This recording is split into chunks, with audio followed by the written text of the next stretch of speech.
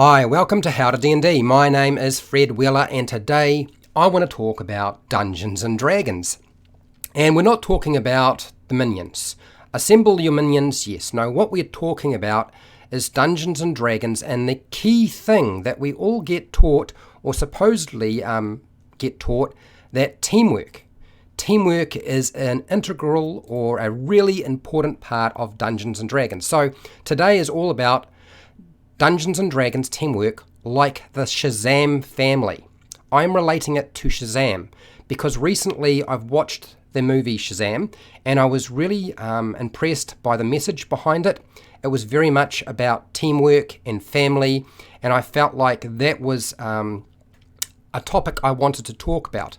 So as a result, if you are watching this video right now, there are spoilers for the Shazam movie. If you have not seen the Shazam movie, don't continue watching because there will be spoilers. I'm bound to talk about something that you don't want to know about. So make sure, if you haven't seen it, go and see it first.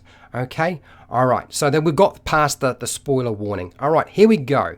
So Dungeons and Dragons. Dungeons and Dragons is all about exploring a world of fantasy.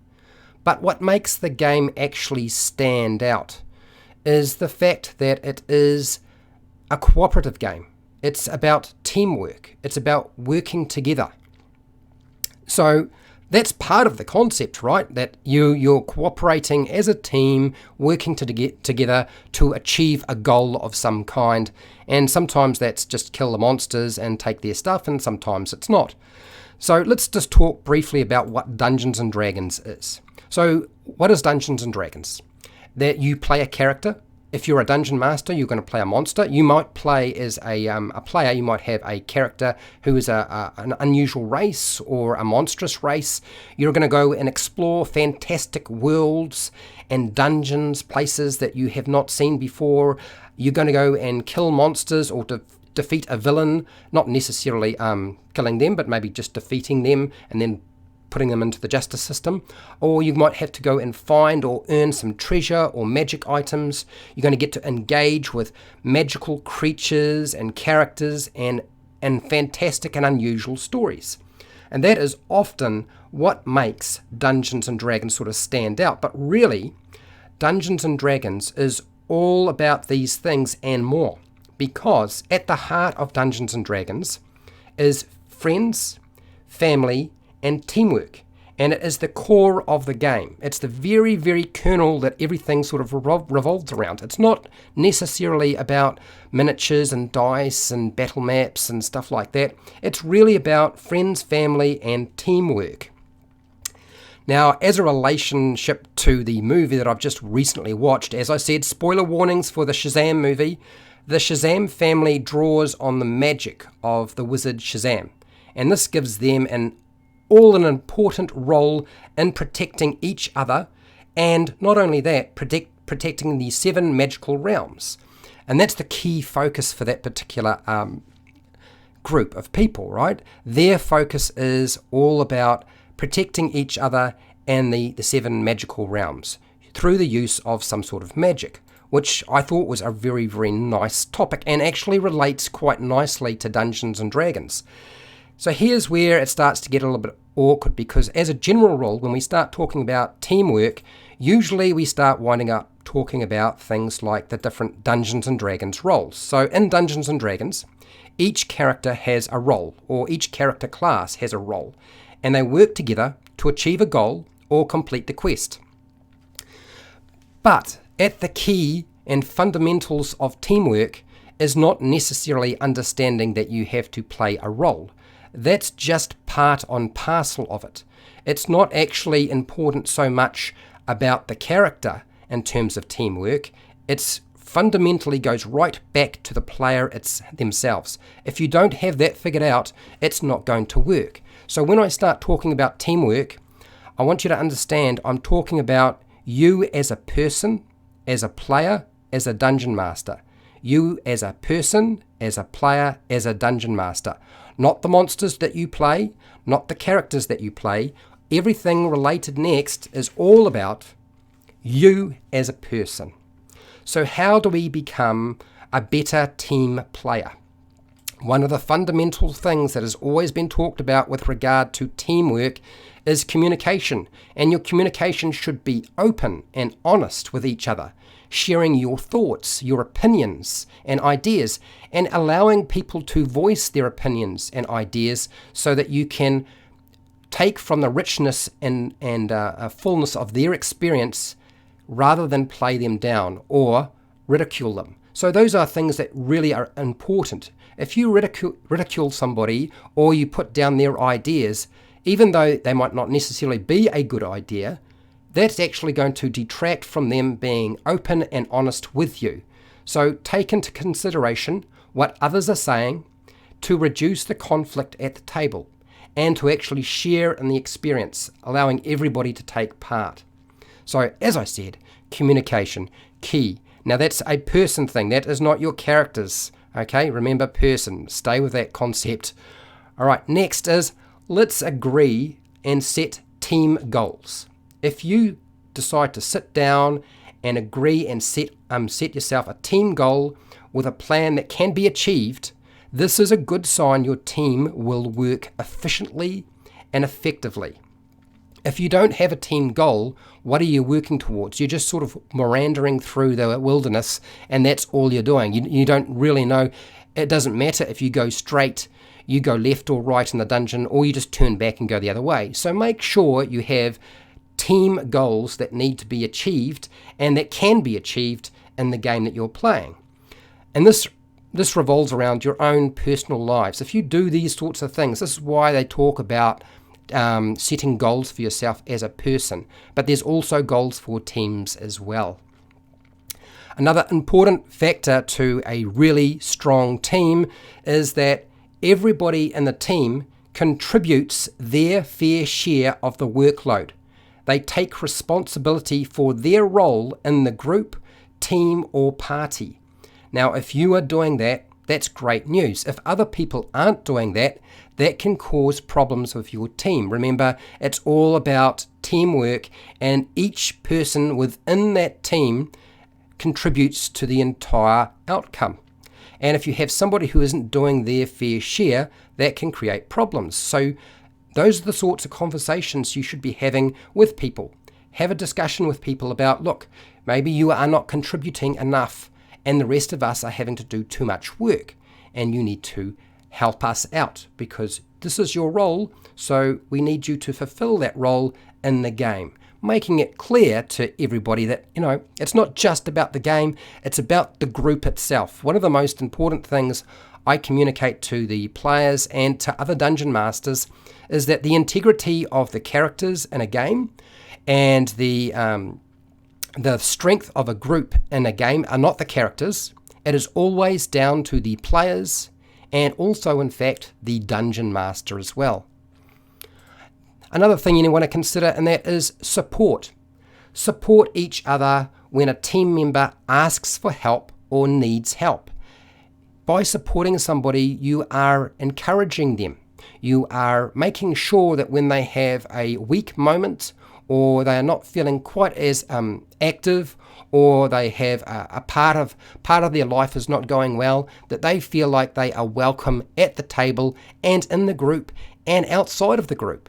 That's really what it comes down to. Teams work really well when everybody supports each other in achieving what the team is trying to achieve. So support each other. Really good advice there. Okay, next is diversity. Now, I know a lot of people are going to say, oh gosh, Fred, you're going to talk about diversity. Well, the thing is with diversity, and I don't necessarily mean diversity in race, gender. All those things are good though. I'm saying diversity in terms of each team member offering a wide range of skills, abilities, experiences that will help solve problems for the team. Now, when I start talking about diverse members, I do not mean the character classes and the character races. That's fine. If you want to do that, that's good.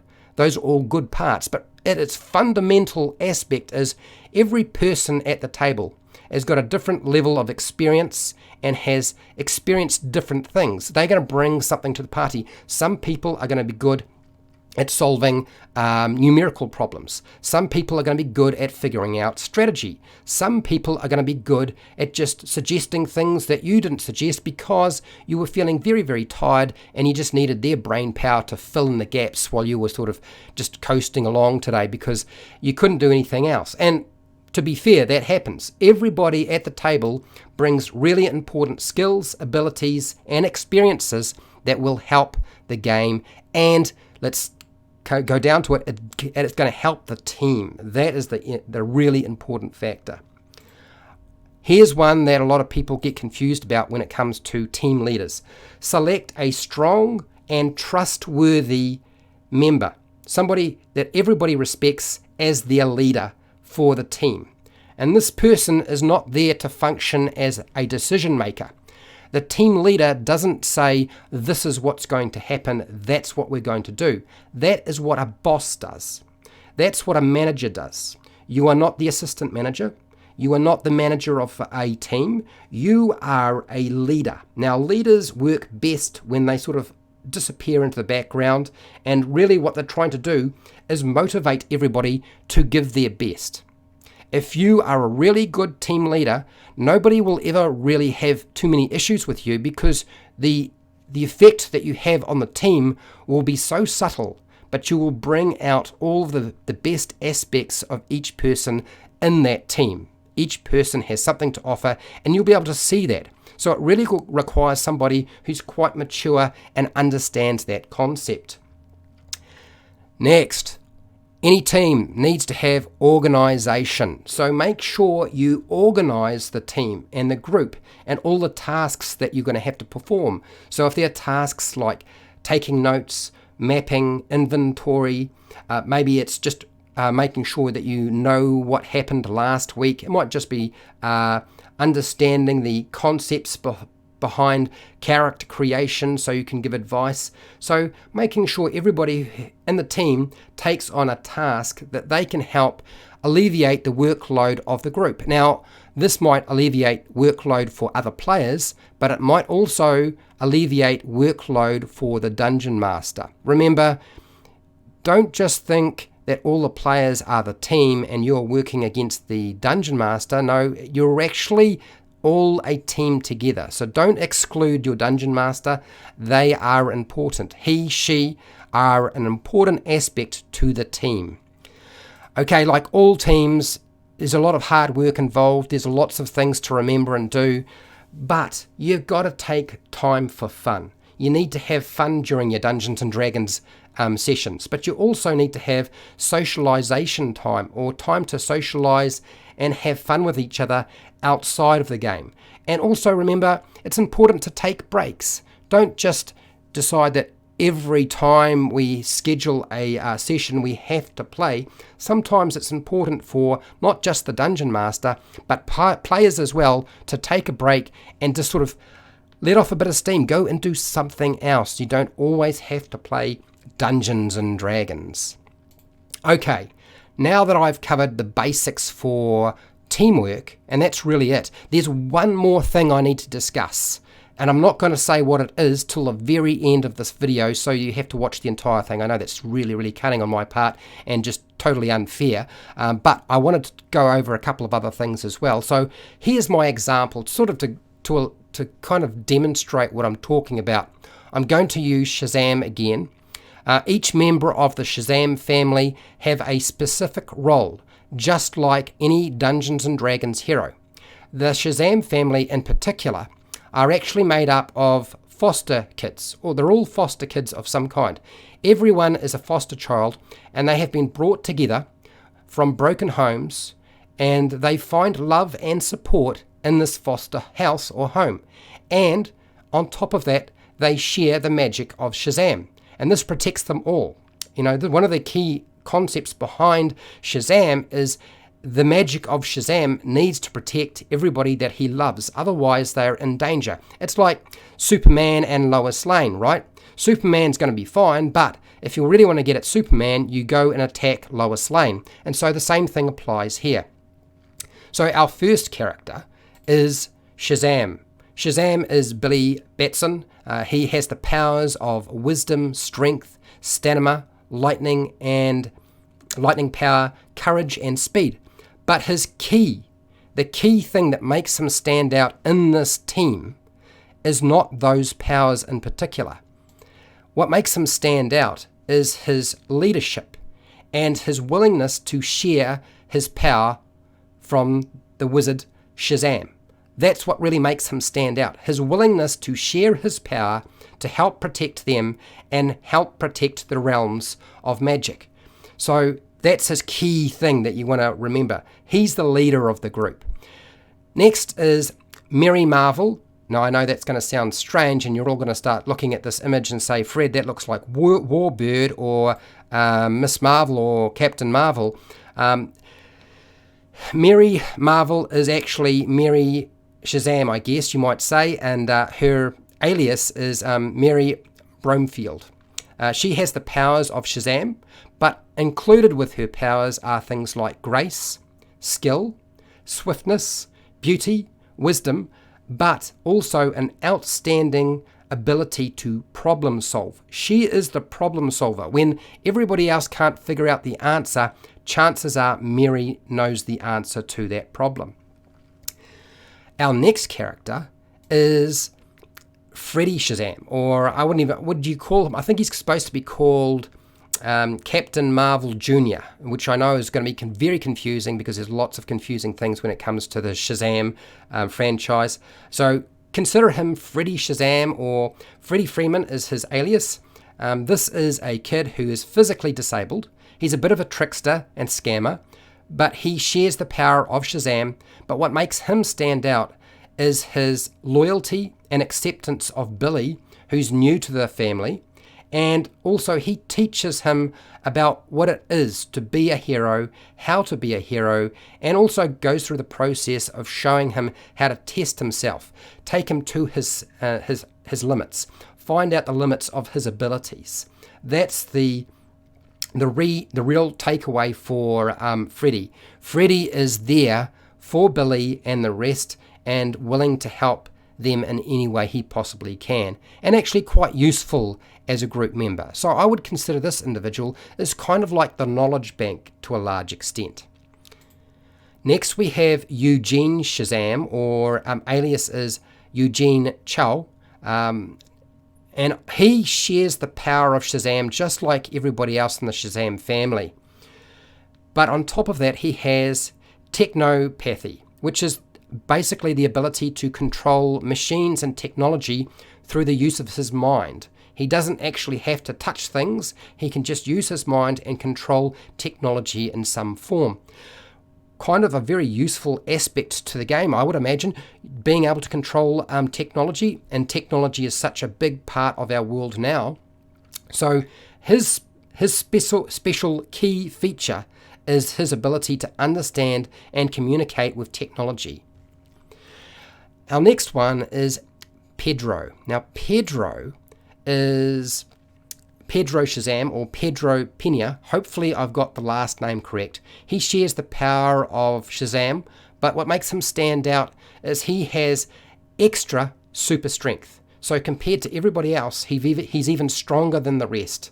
And there's a good reason you've got to have a bruiser in any team, somebody who can lift heavy things and hit hard. And so that is what Pedro's role is in this team. Our last member in this team is Dolla Shazam, or her alias is Dolla Daily, and she shares the power of Shazam, and on top of that, she has one key feature. Being sort of the youngest and the smallest, she has amplified speed, so she can move faster than the rest. A very handy thing to have when you need to get somewhere quickly. So they each have their own role, and they each work together to perform their task in the team. And you can see they bring a wide variety of knowledge, skills to the table. Okay, when it comes to Dungeons and Dragons, we often have the discussion about teamwork, and people talk about group cohesion and maximizing and selecting the right classes. You know, Dungeons and Dragons teamwork is usually discussed in terms of making sure you have the right classes and a good selection of fantastic races with unique magical abilities and different sort of features, and they form an adventuring party to defeat evil or complete some sort of quest. But when it comes to teamwork, that's really the last stage. Everything else that I've been talking about is really the first stage in your team. This is the last stage. This is the stuff that it's really obvious. It's on the surface, but it's not the stuff sitting below the surface. So each of the different roles, we have the warriors, like the fighter and the monk and the barbarian. These are all experts in combat and fighting. That's their role and function within the team. And it doesn't really matter if you can have any one of these and they'll still be able to do what they need to do in the team. Then you have something like the mages. These are wizards and warlocks and sorcerers, and they are masters of magic. Masters of magic and magic lore, spells. This is what they do well. Now, I am a bit biased when it comes to wizards. I always feel like the wizard is probably the standout one, but all of the different mages can have some benefit in the game, whether you are a sorcerer, a warlock, or a wizard. They've just got different ways of doing it. They each have a role and a body of knowledge that goes with them. Okay, next we have the healers, like our cleric, our paladin, our druid, and they all have slightly different perspectives on what it's like to be a band-aid or a healer. Look, when I say band-aid, I'm saying it in a very jestful manner. Their role is really to sort of make sure everybody is in top condition, to make sure that when things go badly for them, they can stay in the fight, they don't die, that they don't wind up wasting away from horrible diseases and things like that. But I always kind of refer to the healers as the band-aid. But they have lots of other functions, and each one of them has a very different perspective on that. Okay, the last one, and that is the skill monkey. These are characters like the rogue, the bard, and the ranger, and they focus not so much on one particular area. Their standout feature is the fact that they are versatile. They have focused in skills such as exploration or tactical combat, very specific types of tactical combat, or social interaction, so communicating rather than fighting. Sometimes you just need somebody to talk things out rather than just go to blows or cast magic. They also can focus on magic as well. So they do a lot of different things within the group. A very versatile member, not necessarily able to do anything particularly well, but they are versatile. Now, I know a lot of people are going to say, well, Fred, I wouldn't say that. But really, it's not about the Dungeons & Dragons character classes and races so much as the last thing I want to talk about. What really makes a team? When it comes to a team, all those videos you've been watching trying to find out about how to be a really good team member, the point applies to both the Shazam family and Dungeons & Dragons adventuring parties. And that is, a team will work best when everybody actually cares for each other and uses effective teamwork. But the key feature is always going to be, at its fundamental, not your characters, but you as a person, if you care about the players at the table that you are playing with, if you care about the dungeon master, and if they care about you, you have something special. That is what makes a fantastic team. This is why, as a general rule, people prefer to play with friends and family, because these are people they trust and who will support them, who will do all of the things I've just discussed, and they care about each other. That's what makes them so important and honestly so special. So that is my video on teamwork, Dungeons & Dragons teamwork, and I am using as my example the Shazam movie. Now, if you haven't figured it out, there is obviously a whole lot of spoilers within this video, and hopefully you watched the first part and understood what was going on. But if you liked this video, then please consider liking the video, subscribing, and also sharing the video with somebody else, because a good team member shares what is going to be useful to somebody else, right? Now, if you haven't subscribed, hit the bell button and subscribe if you haven't done so. If you want to support my channel, you did so by watching this video, and thank you very much. I do appreciate it. If you want to continue supporting me, I have many more videos for players and dungeon masters. You're welcome to go and check them out at some point. I also have no intention of doing Patreon. I don't like the idea of being paid to do this, not specifically, but I do have affiliate links to the book depository and Amazon where you can buy stuff online. I get a small commission and you pay exactly the same price, and that helps support me to continue making videos like this or of other types that you might find useful at your game table and as just a person. Now, this is your opportunity to ask questions, give feedback, or growl me if I've spoiled the Shazam movie for you in any way whatsoever. Yes, give your feedback in the live chat now. If you're not part of the live stream, then use the comment section because that's what it's there for. And hey, till next time, keep rolling those 20s.